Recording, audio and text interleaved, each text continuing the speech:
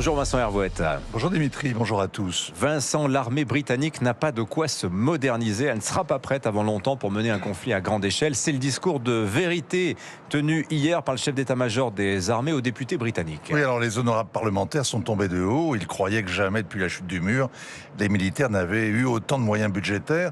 Le chef d'état-major a jeté un pavé dans la Tamise et déclenché aussi un tsunami sur le Channel parce que les Britanniques sont le fer de lance avec les Français de la coalition des volontaires en Ukraine. C'est la seule armée comparable en Europe qui ait l'expérience, les hommes, le matériel.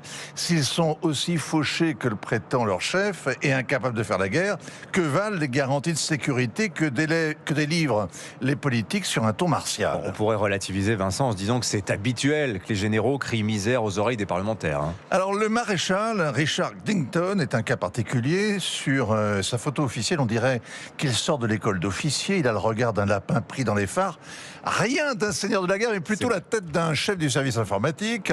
Il a été choisi comme chef d'état-major au printemps dernier après une compétition féroce.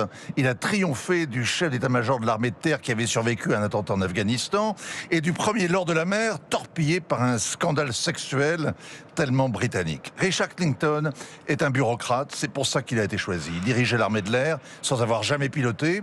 C'est un ingénieur, il n'a jamais participé non plus à une mission de combat. Ses médailles en chocolat, il les a gagnées en tenant des réunions. Bref, un civil en uniforme qui a mené toutes ses batailles dans les couloirs des ministères. On le décrivait comme un as de la planification et des finances, doué pour le compromis. Alors, le Premier ministre socialiste britannique Keir Starmer comptait sur lui pour mettre en œuvre les recommandations de la revue de défense stratégique. C'est-à-dire moderniser l'armée, la préparer en urgence à un choc majeur et mener à bien les programmes d'équipement. Keir Starmer n'a aucune expérience militaire lui non plus, mais il se vante d'avoir porté le budget de la défense à un niveau record avec la plus forte augmentation des crédits depuis la guerre froide. Patatras, devant la commission de la défense, Richard Dinkton a expliqué que passer de 2,3 à 2,5% du PIB à partir de 2027 ne changerait rien parce qu'il y a de l'inflation, que les soldes ont augmenté, les coûts de la dissuasion nucléaire aussi, que les engagements pour atteindre 3,5% en 2035 n'étaient pas financés, qu'on pouvait toujours défier les Russes ou faire des promesses à l'OTAN. La réalité, c'est qu'il va falloir abandonner plusieurs programmes pourtant urgents, comme le renouvellement des véhicules blindés ou d'hélicoptères. Et même en se privant du nécessaire, le trou dans la caisse d'ici 2030 dépassera 30 milliards d'euros. Dites-moi, Vincent, ce déballage doit réjouir Vladimir Poutine. Les généraux russes ne risquent pas de lui tenir un discours pareil, un discours de vérité. Mais on est à Londres. Les militaires ne planchent pas devant les parlementaires pour leur dorer la pilule ou jouer les matamors.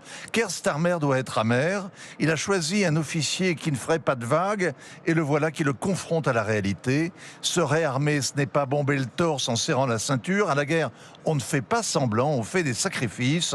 Il faut du temps, du crédit politique, du courage. En somme, tout ce qui fait défaut de part et d'autre de la Manche. Signature Europe 1, ainsi va le monde, Vincent Hervouette. Merci beaucoup, Vincent. 7h45.